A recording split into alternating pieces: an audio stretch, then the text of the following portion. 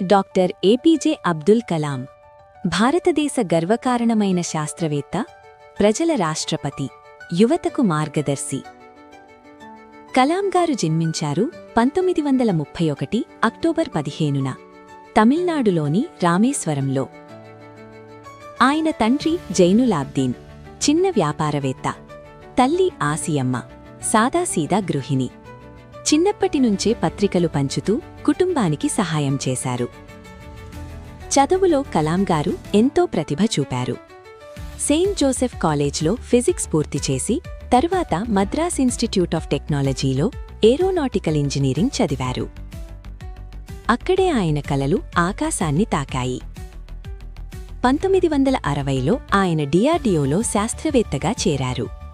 తర్వాత ఇస్రోలో పనిచేస్తూ భారత తొలి ఉపగ్రహ ప్రయోగవాహక నౌక SLV-3ను విజయవంతం చేశారు.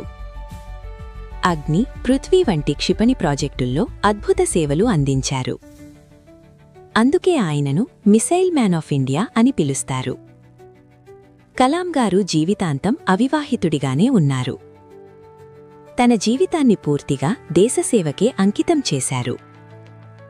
2002లో ఆయన భారతదేశ 11వ రాష్ట్రపతిగా ఎన్నికయ్యారు. 2002 నుంచి 2007 వరకు ప్రజలతో దగ్గరగా ఉండి పీపుల్స్ ప్రెసిడెంట్గా గుర్తింపు పొందారు. యువతకు ఆయన చెప్పిన మాట, స్వప్నాలు కనండి, వాటిని నిజం చేసుకోండి. కలాం గారికి ఎన్నో గొప్ప పురస్కారాలు వచ్చాయి. పద్మభూషణ్, పద్మవిభూషణ్, భారతదేశ అత్యున్నత గౌరవం భారతరత్న. 2015 జూలై 27న విద్యార్థులకు ఉపన్యాసమిస్తున్న సమయంలో అకస్మాత్తుగా ఆయన పరమపదించారు. కాని కలాం గారు శరీరంగా లేరు. ఆయన కలలు, సందేశాలు మన భవిష్యత్ తరాలకు వెలుగు చూపుతూనే ఉంటాయి. డాక్టర్ అబ్దుల్ కలాం ఒక వ్యక్తి కాదు, ఒక ప్రేరణ, ఒక యుగం.